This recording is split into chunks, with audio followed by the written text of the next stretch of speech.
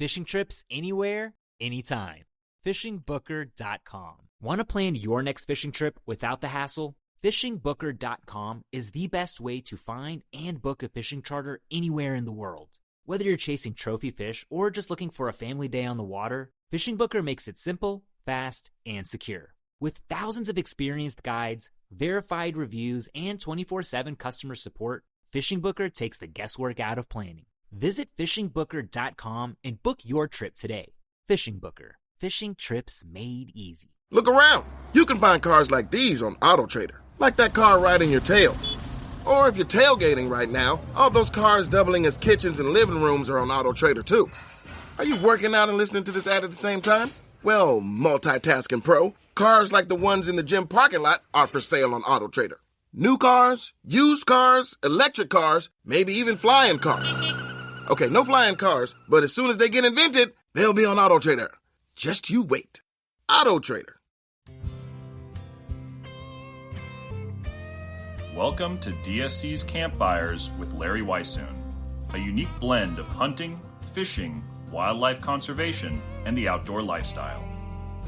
DSC's Campfires is brought to you by DSC, Conservation, Education, and Advocacy.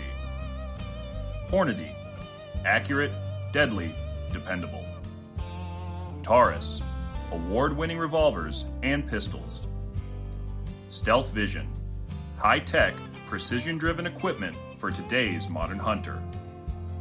Mossberg, American-built, American-strong.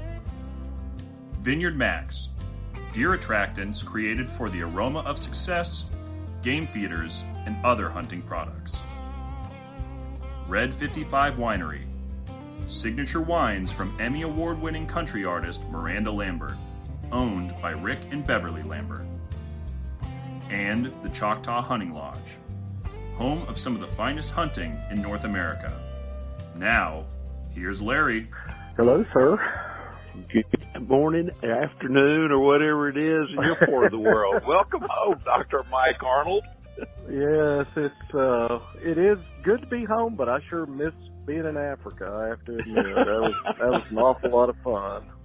I can absolutely imagine. We talked a little bit before you left. Tell us again, excuse me, where you went, what your purpose was, and I know there's a bunch of purposes involved, but what was the primary purpose, and again, where did you go? Well, we went to two places, Larry. We went to, we started out, obviously, we flew to Johannesburg, and Delta was able to get there this time. Last time, they got us about halfway there over the Atlantic and had to turn around and come back.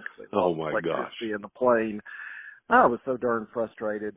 I have a little anecdote, which is it tells your listeners a lot about me. The lady next to me was freaking out, and she said, "Do you think we'll make it?" And I said, "Yeah, all the way to the crash site." And I'm sure she loved you. She got to back away from you at that point. I think she rang her call button, if I remember correctly. Get this man away from me.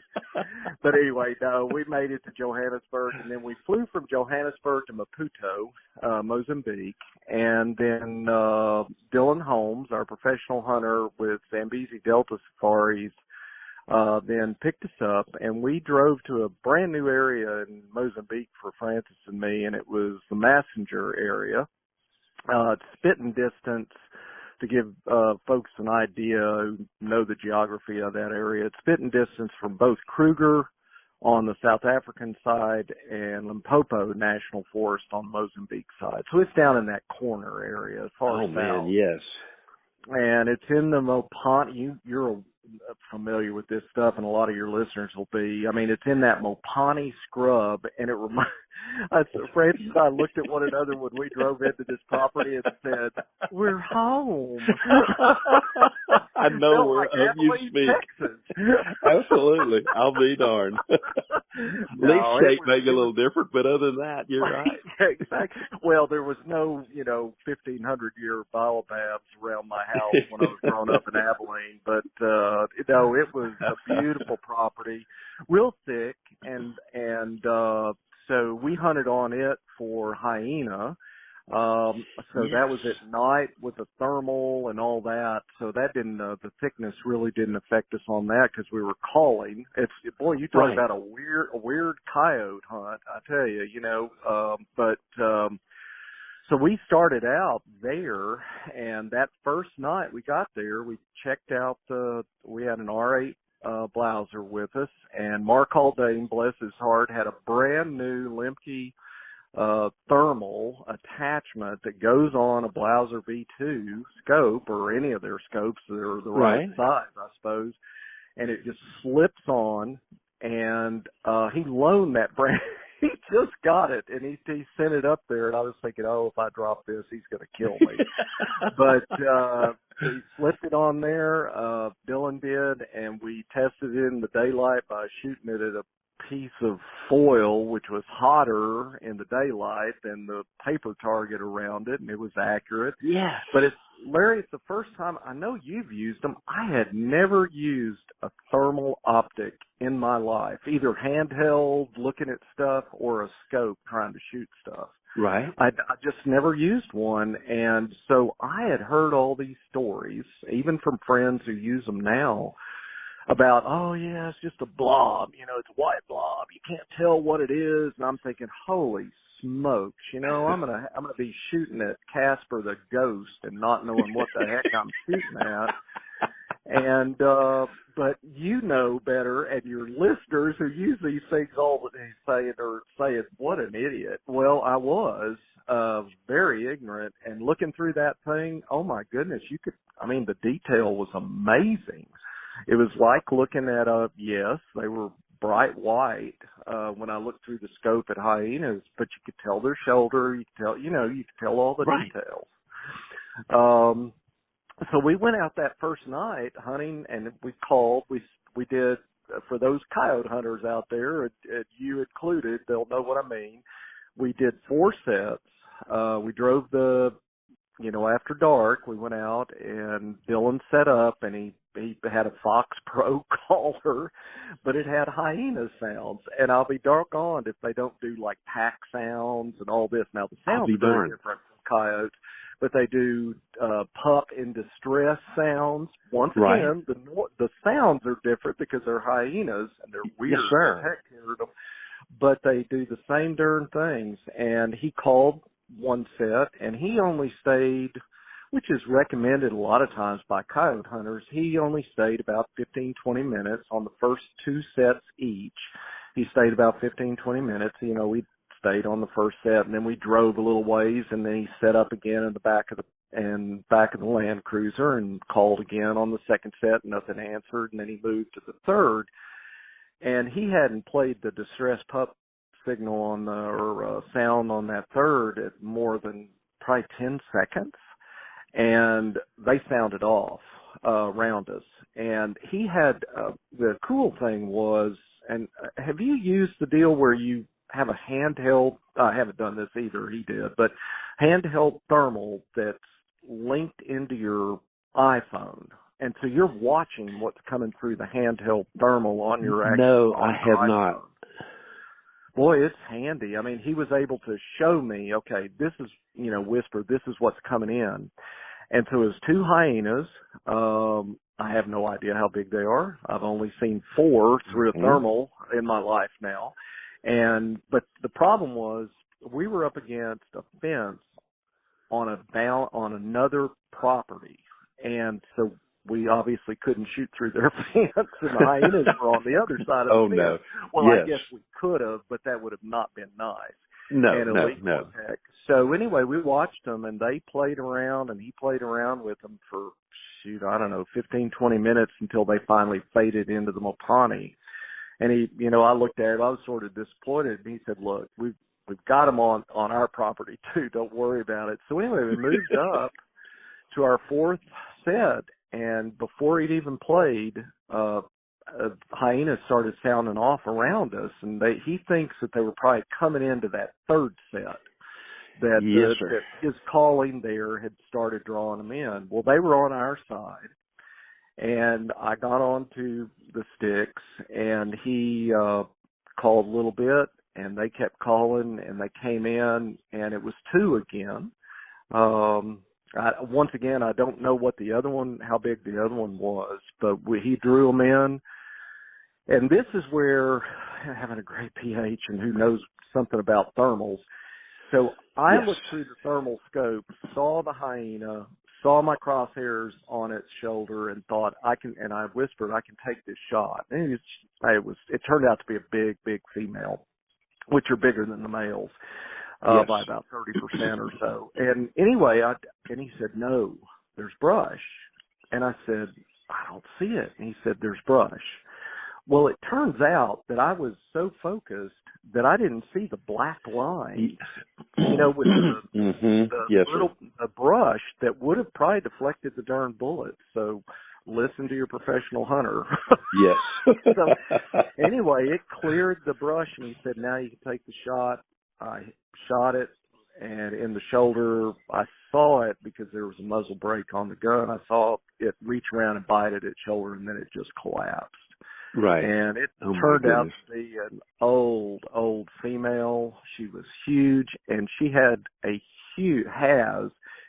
huge snare scar around her neck, all the way around her neck. It's probably 2 inches, like a collar. And she must have had that darn snare on her forever to have worn it like it was, and then must have gotten out of it at some point in time. But the poor thing, tells you how tough the darn things are, I might add. But she got into it, which also tells you she was around human habitations, probably eating their livestock in the area. Yes. So, but they are really hammering their impalas apparently there, and the rest of the antelopes. They're wanting to keep them down, just like a predator hunt. But that was our first thing, was on Messenger, on that property, and boy, I tell you, that was a bucket list. I've always wanted a hyena. So did anything else? Did you see any other eyes? Of course, you were using the hyena sounds as opposed to a prey type sound. So.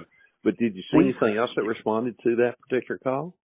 I didn't see anything that responded to the call. Now, we bumped everything from Cape Buffalo to Kudu that night. I can imagine. Oh, my goodness.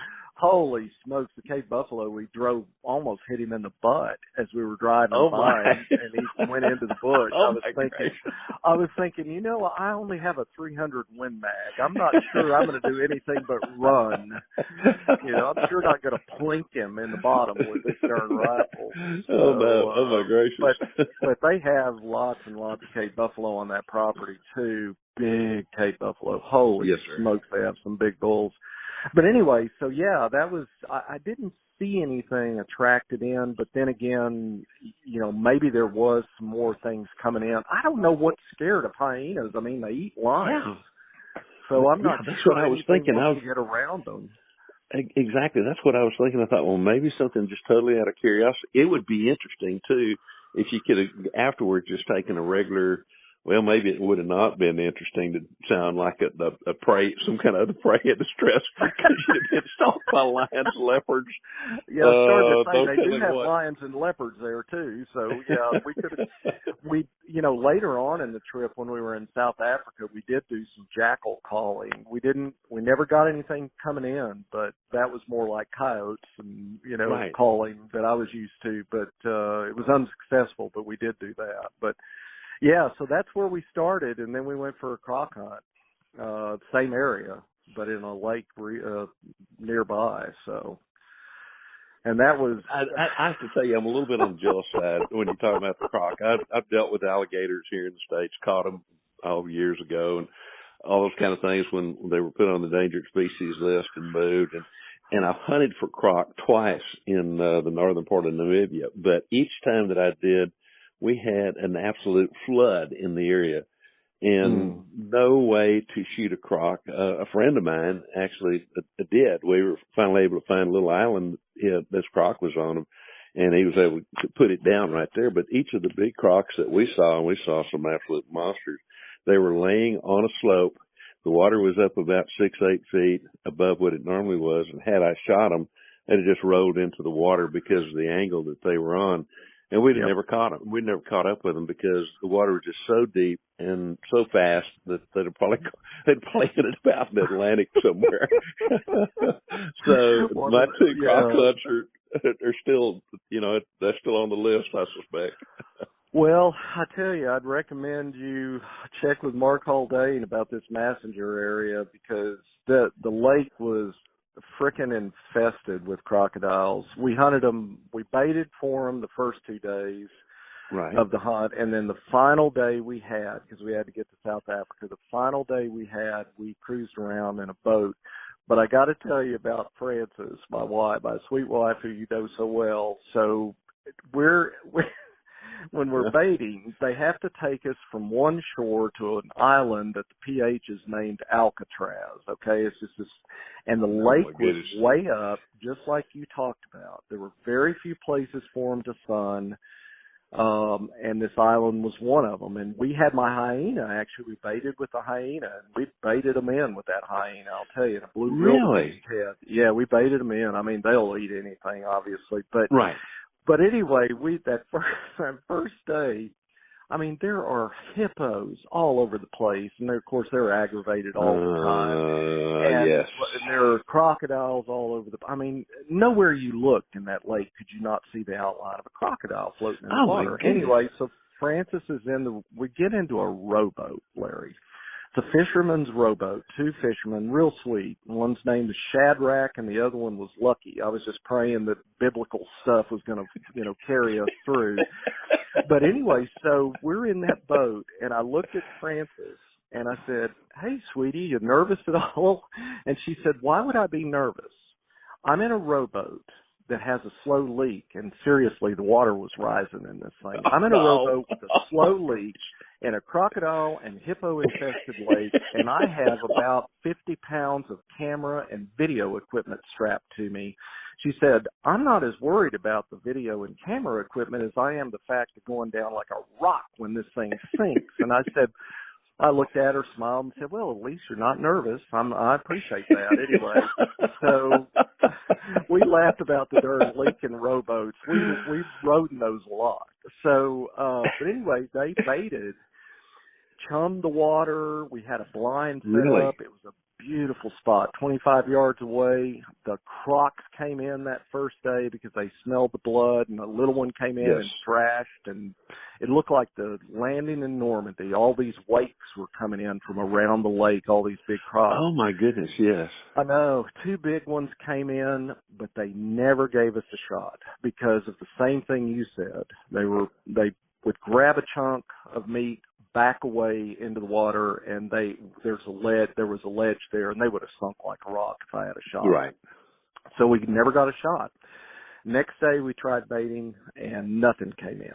It was probably wind and current that kept all the chum and stuff pushed up against the shore, so they just didn't ever smell it. So the third day, as this sounds like one of those, I went out on the last day, the last hour. Well, it actually happened that way, and I didn't have to fib about it. We were out we took their motorboat, the ZDS, the Zambezi Delta Safari motorboat out, little outboard deal, and just, putzed around, it's a 55-mile long lake, something like that, and we went all the way down to Alcatraz Island, which was at the other end of the lake from where we launched the boat, and then we putted our way back, and we checked every cove, and we broke for lunch at one point in time. It was really an adventure. It really was. We loved it. Oh my gosh, sounds like it. Oh, gracious. But we'd given up, and I thought, well, some other day I'll get a croc one of these days, and Dylan pulled in to the last cove before where we were going to go back and land the boat. And he raised his optics. He and Albino, the tracker, raised their optics to their eyes, and I'm fiddle farting in the oops, I shouldn't have said fiddle farting in the boat. You won't ask me back. And so anyway, I'm fiddling around in the boat, and I hear Dylan, and he says, "There's a croc on that shore over there." And I just looked up. Francis and I both Oh, my goodness. Up, and 180 yards away, we never brought our binoculars up. You're working on Jack O'Connor's papers, I know. Right. He said the big ones look big. Yes. This thing just popped out. It looked like a frickin' monster. I had not seen an alligator, a crocodile that size during my whole time, and I'm very, ignorant about them because I hadn't seen crocodiles till I was there on that lake. But this thing looked like a darn dinosaur. And there was one to his right, as a matter of fact. And Dylan said, and that one's a nice croc too, but you could see the difference. I mean, the one on the right was probably about 12 feet long, which is a big crocodile. Yes, it is. But the one on the left just dwarfed it. So anyway, we're in a boat. Now, backstory, I told Dylan, number one, I'm not going to shoot at a crocodile from more than 50 yards away because I have to hit a lemon or an orange. Yes, I don't know, the whatever target size you want to say. It's tiny, and I wanted the spine shot because I wanted to keep the skull. That's the trophy I wanted. I'm a biologist, weird biologist, and I like skulls. So I needed to hit it in the spine, and he looked at me, and I told him nothing, and I said, and I've got to be on a, y'all always tie your clients in like we were in the blind, it's going to be stable and all this. We're sitting in a boat, and it's a very calm day, and I said, why don't you guys paddle and let's see how close we can get to it. So I kept my rangefinder on. We set me up with a life jacket on the bow and Francis's backpack, which happened to have a Kindle in it. I think I broke it when I fired the shot. But anyway, so I got my rifle set up, and I just sat there and ranged it. And we went to 150 and 140, and we got down to 101 yards.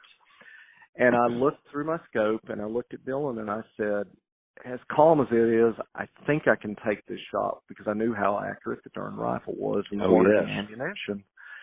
And I said, I think I can take the shot. And he was really, he didn't want me to take the shot either. It was like, oh crap, this is going to be a very expensive splash for Mike, kind of thing. And the croc was in the water a little bit. His rear end and his tail were in the water. But the whole thing was that Dylan said is, look, if you hit them right, they'll thrash with their tail, and it'll push them up away from the water. Propel them up there. Yes, exactly. And I didn't know that. Okay, I believed him, but I didn't have any experience. So anyway, I got my gun on it, got the scope on it, and the darn bow boat started moving with the current, sort of swinging left. And I said, look, it's swung away from the target, and I'm not going to try to, lead this thing. And he said, that's all right. So they paddled it back. No. And he said, okay, how are you? And I said, it's fine. And I took the shot. Francis is videoing. And like she said, all heck broke loose after that. The croc's head went up. You can see it, and it slaps back down again. I hit him in the spine, and Dylan said, hit him in the shoulder. So I shot him in the shoulder, and I was going to shoot him again, but Dylan was already powering towards the shore. And by the time we got there, the croc was apparently dead after the first shot, and Dylan and Albania were strapping him to every tree they could find. Oh, yes. So in case he came alive again. Oh, my goodness. And so I got there, and I have a question for you. So I was talking to a PH in South Africa after the fact. When we got to the crocodile, Dylan said, you hit him in the brain. And I looked at him, and I said, I was aiming for the spine, and then I aimed for the shoulder. I don't know how in the heck I hit him in the head. But there was blood coming out of the top of his head. Right in the top of his head, right where you would expect his brain to be located, in between his eyes. And I thought, I'll be a son of a gun. How did I do that?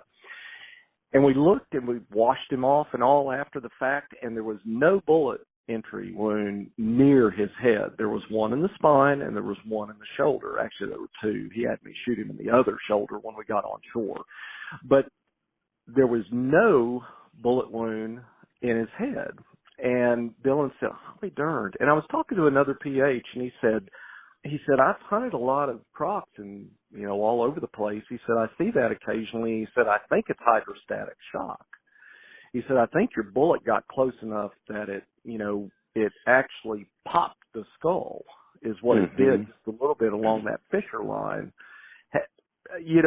So I, being the academic egghead that I am, I went and looked it up, and there's a lot of research on it, mainly bullet wounds, talking about how to law enforcement people put people down. Will Right. hydrostatic shock help them?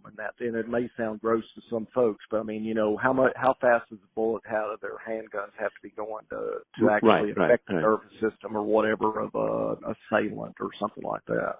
But anyway, I don't know if you've ever seen that, but that was, we didn't have any other explanation because the bullet shouldn't have been anywhere near there. So I'm trying to remember, because years ago when we were doing so much research and shooting a lot of deer for research purposes, most of those were either shot not in the head, because a lot of times we were trying to save brain tissue.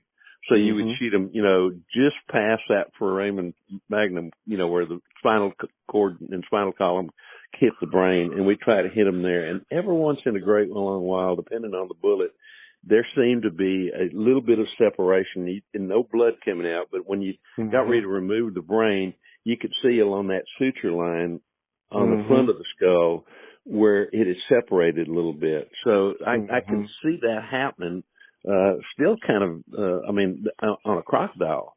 I have seen it a little bit not very often, but it was usually when we were using relatively fast, not only fast velocity, but fast expanding bullets as well too. Yeah, and frangible. And to where basically it was a hydrostatic shock kind of thing. So maybe that is what happened. I don't know. Fortunately, he was dead. And the thing about it is, when we got up there and we were, trying to get in position, it was like trying to move a darn truck. And I said to Dylan, what do you think? He said, he said, estimate on one this size, because he's what Craig Boddington, I sent him a photo, and Craig said, he's a fatty.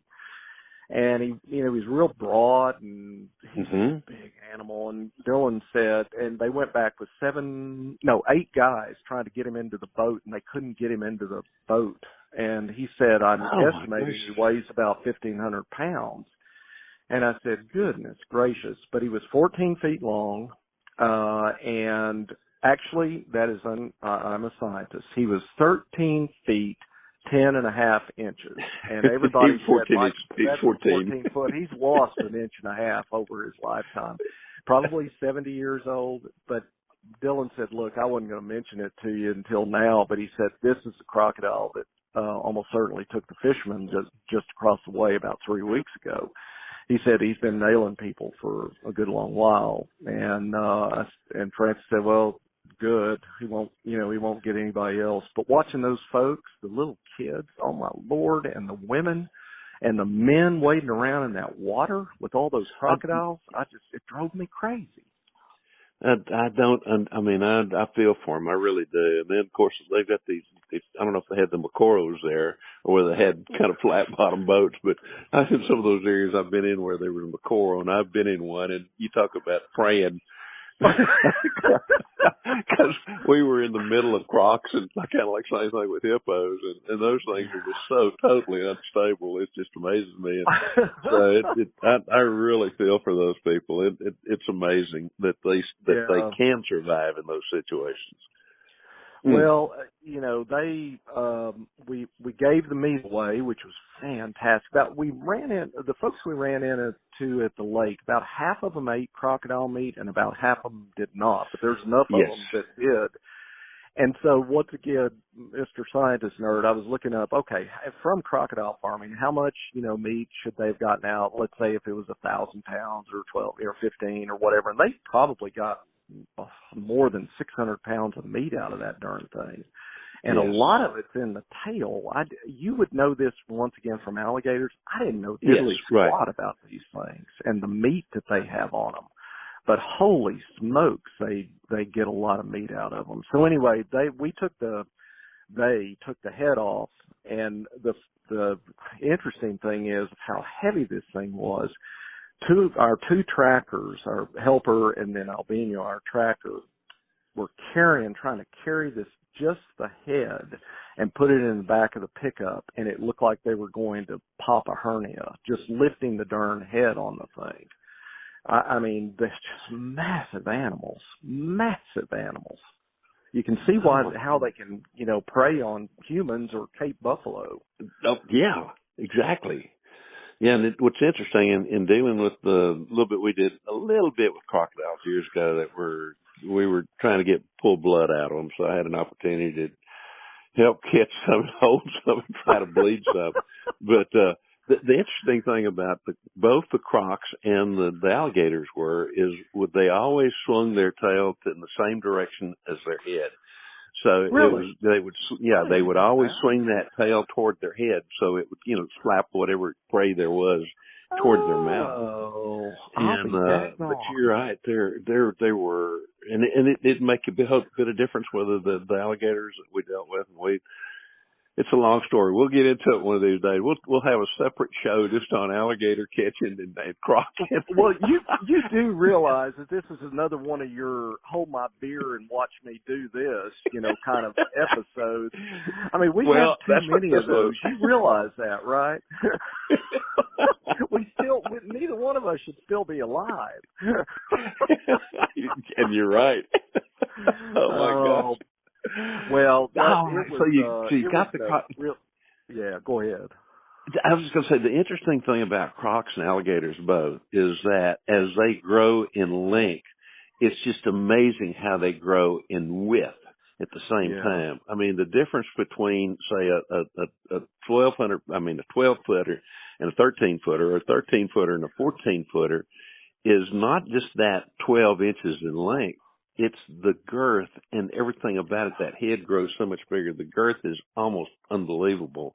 And it's amazing how much difference there is in body weight and actual size beyond just the length when you start when that increments increase in terms of overall length. They're amazing animals in so many different ways. So my gracious. Well, they really are. And reading about how old to be that large, how old they have to be. That was probably a 70-year-old croc.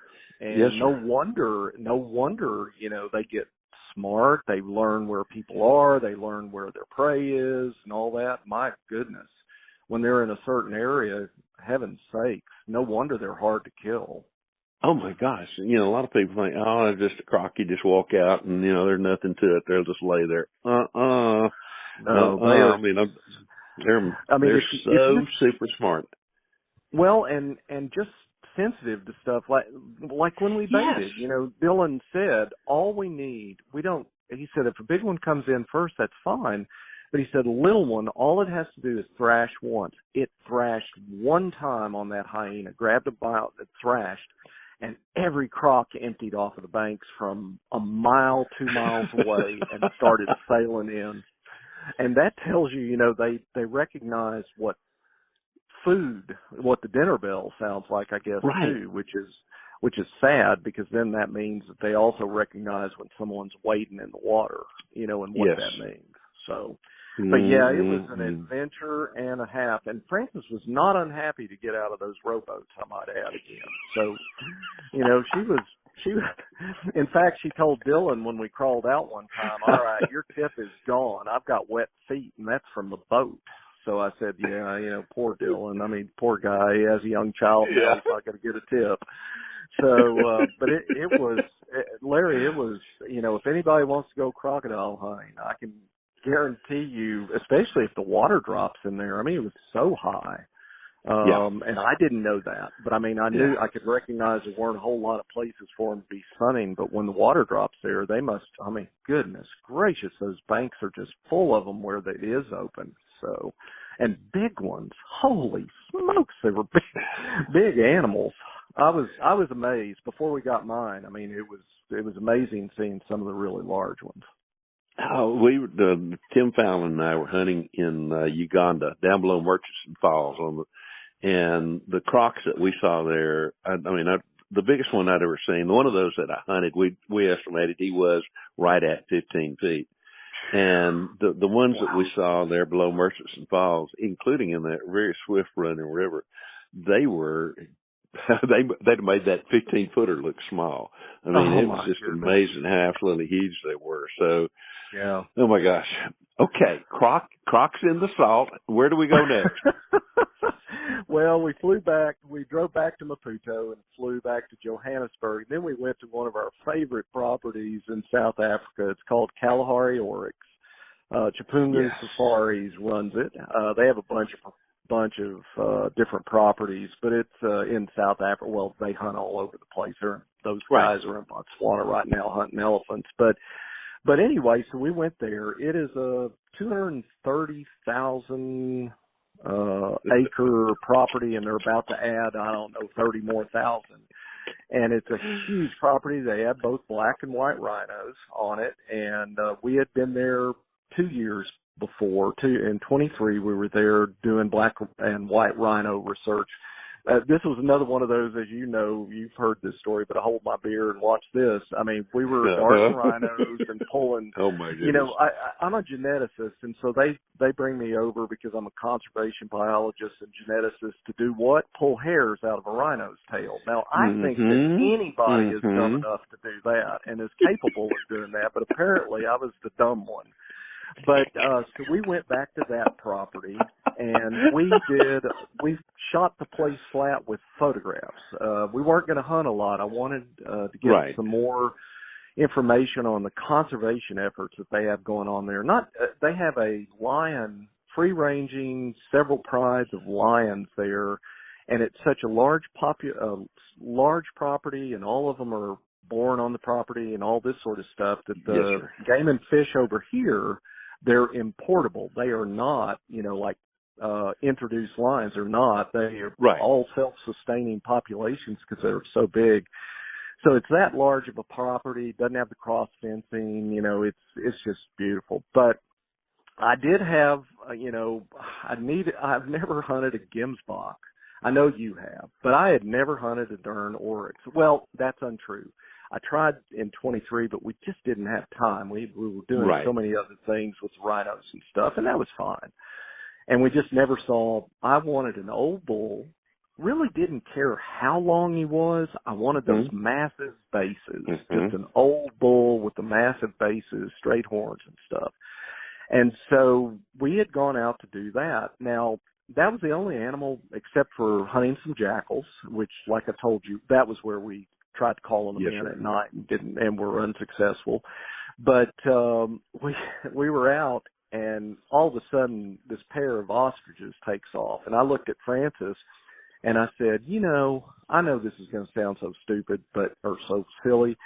I have always wanted to get an ostrich. I said, and I expected her to say, you know what? You need to go get a second job, dude, because you're not going to shoot a darn ostrich out here. You're out here for a Gemsbok.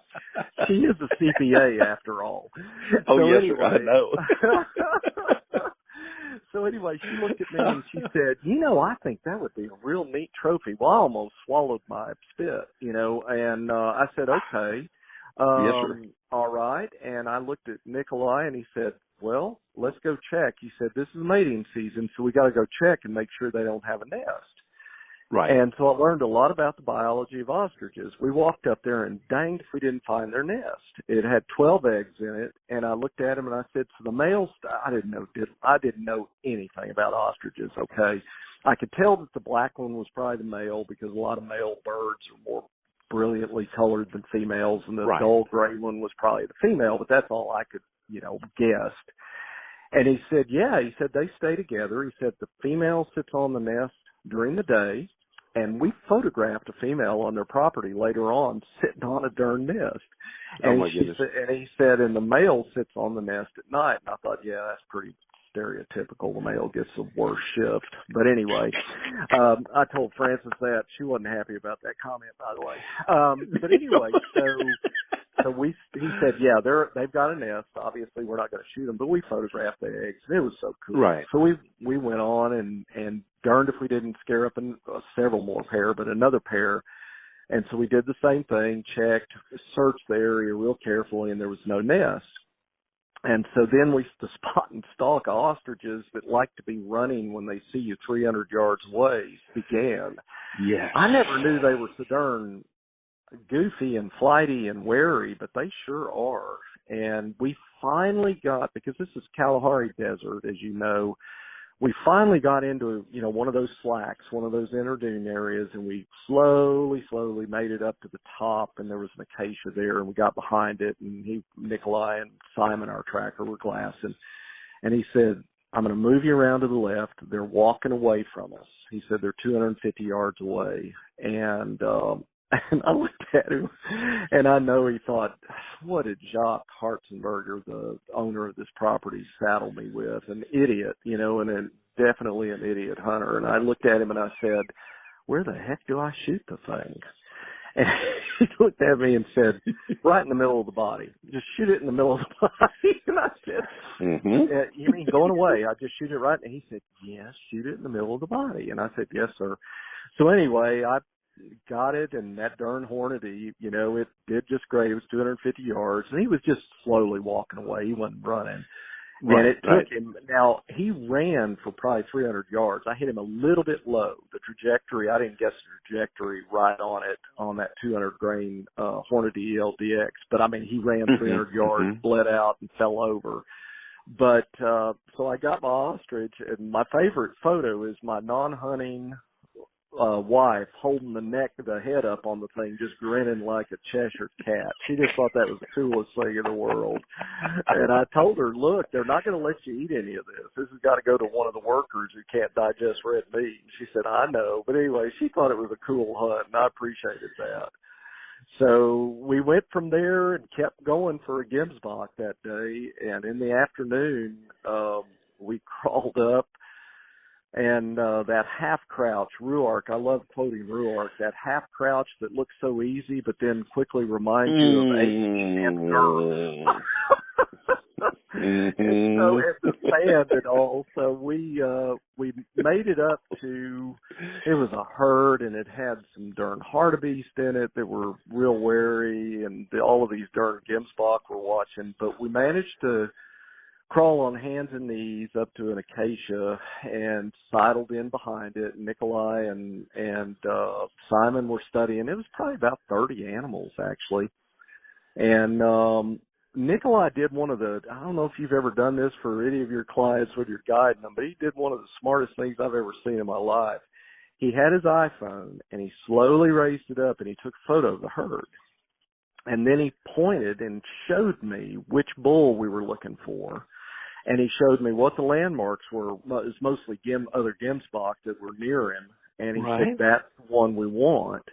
And then he said, now, how do you feel? He whispered, how do you feel about crawling on your stomach, up? And I looked at him like he was nuts. And I said, I don't mind crawling on my stomach. Well, I've been fishing acacia thorns out of my knees and my stomach for the last 3 weeks. Oh, my God. And Fred laughed at me every night, what are you doing? I said, oh, shut up. But anyway, we crawled up. And Nikolai also did something really great. He pulled the top of my stable sticks rest off, and he pushed it down, spread it out as far as it would go and pushed it down into the sand. Right. And I was able to shoot prone from there. And it was, he read the distance. It was 310 yards. And he said, can you make the shot? And we talked about it behind the bush. I said, well, it was about 30, 40 mile an hour wind blowing on us. And I said, well, the wind's in our famous last words, wind straight into our face, Nikolai. We're okay. And he agreed. Yeah. We got out there. Well, anyway, I held it over his shoulder the right amount up for 300 yards and touched it off, and he just dropped like he'd been poleaxed. Well, he had been. Man. We walked up to him, and I went, how did I hit him in the neck? I was over his withers. And I looked at Nikolai, and I said, hey, what direction would you say the wind's blowing out? He said, about 90 degrees to your bullet path. I said, oh, crap. That bullet drifted probably 10 to 12 inches. I mean, it just drifted right across. I was so fortunate I didn't wound the darn thing. I mean, yeah, but I'm sure you were thinking, now, if the wind is drifting this far, and I'm going to hold it here because, most of those critters have their vitals more to the front than are, back at home. And the wind drift is going to be about 10, 12. Whap, down he goes. Perfect shot. Well, I looked at Nikolai and I said, I haven't made good shots on either one of these animals. And he looked at me and said, 2 shots, 2 animals. He said, I'm not going to complain to you. And I said, yeah, but I'm going to complain at myself. But he was a beautiful bull, probably around 37, I guess. something like that. Oh, Massive great. bases, just a beautiful, beautiful old animal. He's going to look spectacular when he comes in. Francis and I were talking about it, and just that beautiful markings on their face. Oh my gosh, you know, that yes. black and white, and then that they call it fawn color. The ones there had a pinkish hue to them. I don't know if they're adapted to that sandy color that's around them or something, but anyway, beautiful, beautiful animals. So, and that was it. That was all. I didn't get anything but 4 animals while I was gone. Isn't that awful? No, it's not. It really isn't. I've actually got over there and not pulled the trigger. I have only done that once, and there's a time or 2 years ago. I used to go with Fred Burchell and his wife Laura, and we'd always go on adventures. And then sometimes I'd shoot a lot of animals, and sometimes I'd shoot 1 or 2. And it was just simply because we were having so much fun, and you know, did a lot of stalks, and I loved to hunt kudu back then, and big gemsbuck both, and he had both of those on the properties. And if we didn't, Fred knew everybody in Namibia, it seemed like. We would go there, and I mean, we'd do all these stalks and go, hell no, he's not quite big enough around at the base, or he's not quite long enough, or, you know, those kind of things. Just had an absolutely great time. The gemsbuck are so much fun. I was very fortunate. I was able to take several of them over the years, and both in South Africa, but particularly in Namibia, where I hunted a lot. Mm-hmm. And of course, they're so good to eat. And the country that they live in, I've hunted them in the kind of semi-mountain, kind of low mountain country, but then I've hunted them down on the red sands as well too. And they're magnificent animals. And as you mentioned, I've seen a couple of them. The cows generally have longer horns than the males do. We got onto one time in Namibia and could have shot it. And in a way, I kicked myself for not shooting. Another way, I'm glad that I didn't, because this cow was probably 46, 47 in length. I mean, just unbelievably huge. Somewhere I've got photos of her.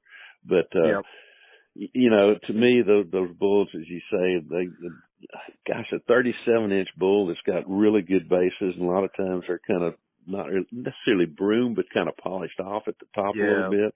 You know, to me, those are the real gemsbuck as far as I'm concerned. I love those kinds.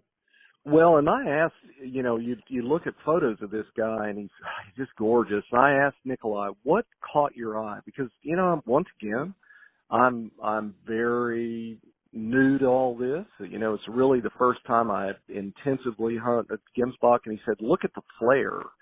And it's true, his horns flare out. Mm-hmm. You know, they're not parallel, and some people want parallel.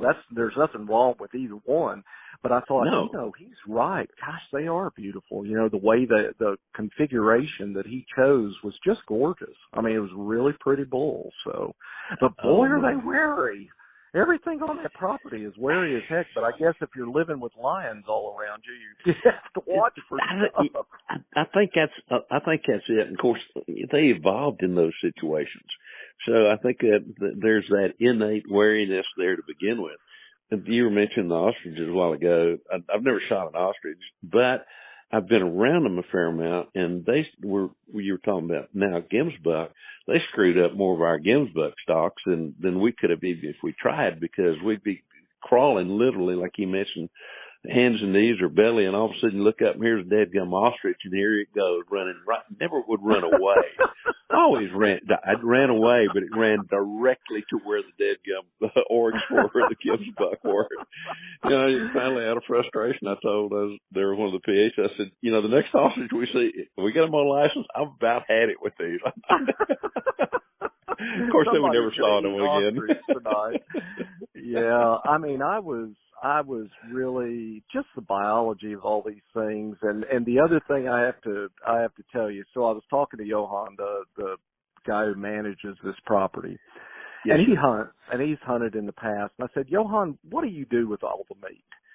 And he said, since you asked, he said, we have each of us, Nikolai, my PH, who's a co-owner of Chipunga Safaris too in South Africa, all the properties, and Jacques Hartensberg.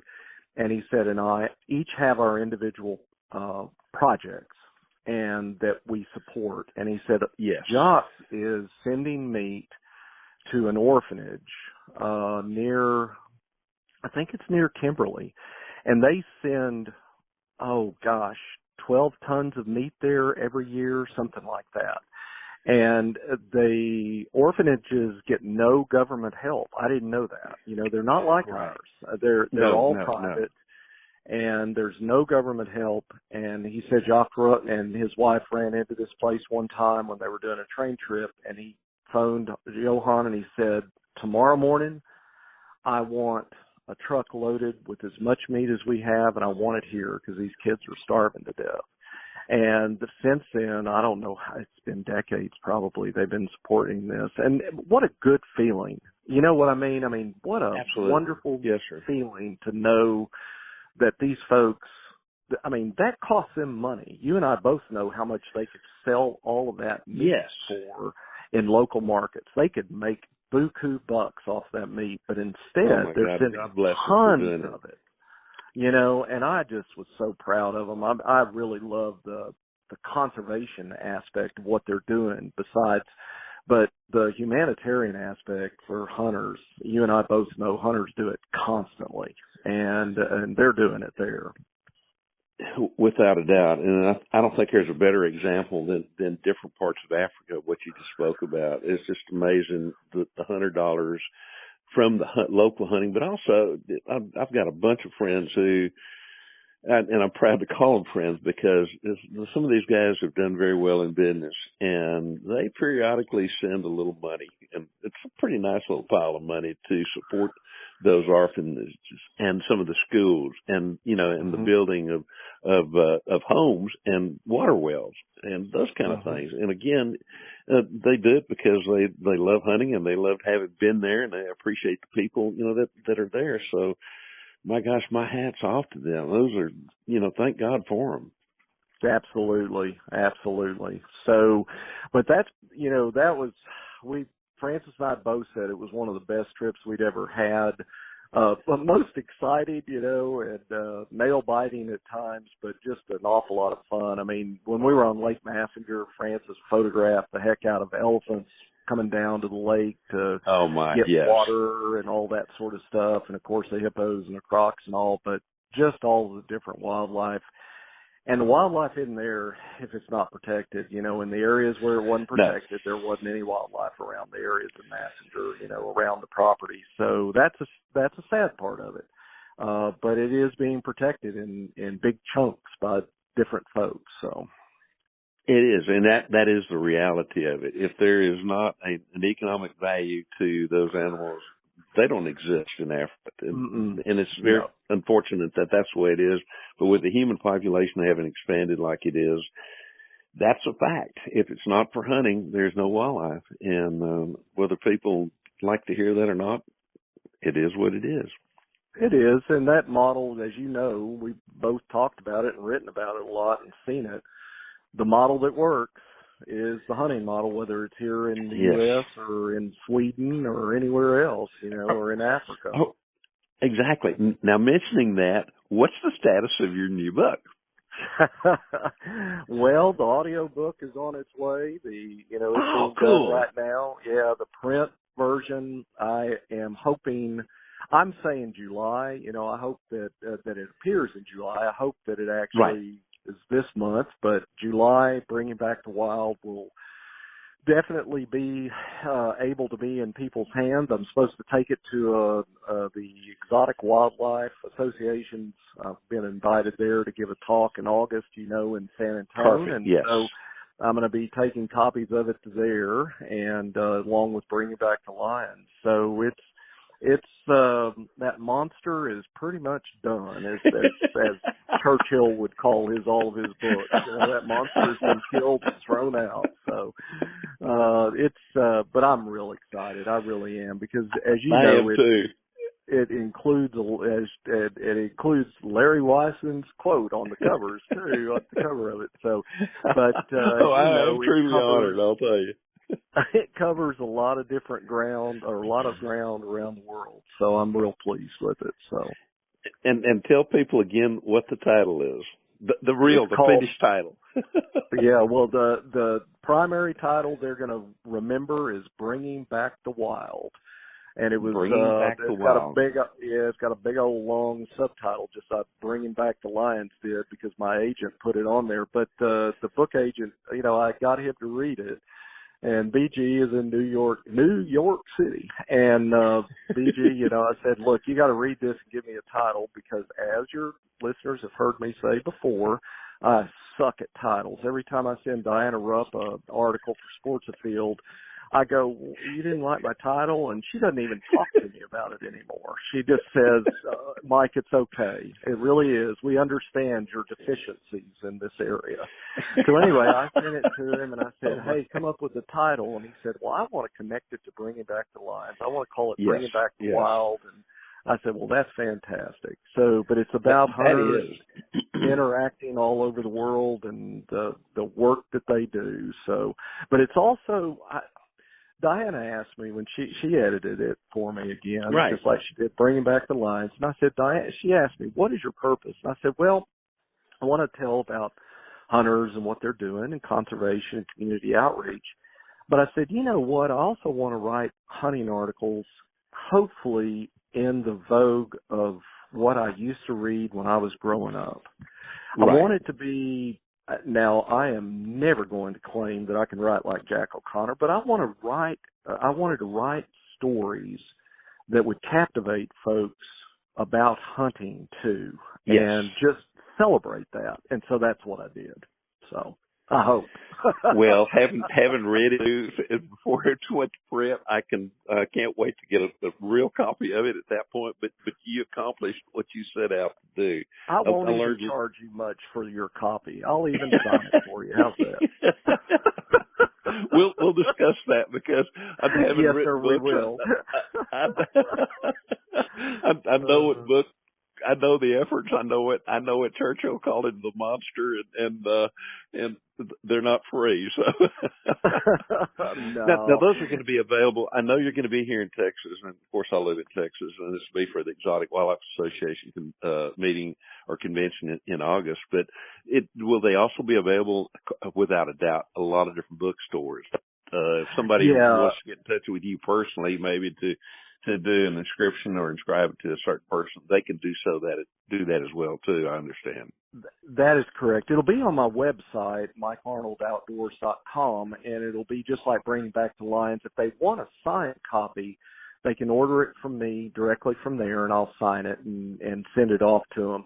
But they'll also be able, just like people have done more than often than not, that you can buy it on, you'll be able to buy the audio or the Kindle version or the print version on Amazon and from other bookstores. That's exactly right. I'll also have it with me when we're at Dallas at DSC, not Dallas this time. It'll be Atlanta, so I'll have copies there as well for folks. And that will be, as I recall, somewhere in the middle of February of 2026. There's been a lot of efforts being made, and this year we're not going to have to walk across the parking lot in the snow, hopefully. We'll be right next to right next to the hotel. You just walk out of the hotel and walk into the convention center portion that we're going to be at. And we'll give more information about that a little bit later on as well too. But it's shaping up to be a huge show. Of course, this year in January, we had to contend with ice, snow, the weather shutting everything down. The Atlanta airport shut down. Dallas absolutely shut down too. So DFW was shut. People said to me, well, I guess it could have been, maybe it would have been better in Dallas. I said, well, I can tell you right now that the DFW airport is closed. And so It was the same ice storm that hit us here in Atlanta. Hit there, but I'm hoping that we laughingly call it what the Delta pilot did one time when he flew into Atlanta and looked out and there was snow on the ground. He said, "What happened? Did the grits factory blow up?"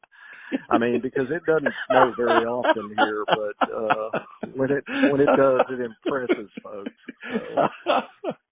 Oh my goodness, I like that. I've never heard the grit factory blowing up, but it certainly would make good sense when you think about it in comparison. Oh my. Well, Dr. Mike Arnold, we'll be sure to put this onto the show notes as well too. Once again, your website, and I can't wait to get a real copy of that book in my hand, and look forward to catching up with you for too very long. I'll try to catch up with you at least for a couple of hours, maybe when you're in Texas. That'll be in Kerrville, probably. EWA is in San Antonio. Oh, okay, great. Yep. Well, we'll try to run over and say howdy and that kind of thing, and look forward to getting you right back here at the campfire, DSC campfire before too very long, and look forward to finding another way where you and I can share a real campfire and hunting camp here this fall. Oh, I'd love that again. Dr. Mark Arnold, thank you so very much for being with us today, and look forward to the next time, and looking forward to the book, and I'll be on your website as well too, checking out a few things. But ladies and gentlemen, thank you so much for joining us, and again, we'll see you right back here around the DSC campfire next week. DSC's Campfires with Larry Weishuhn has also been brought to you by The Crown Bar in LaGrange, Texas, the Texas Wildlife Association, Double Nickel Taxidermy, and Burnham Brothers Game Calls.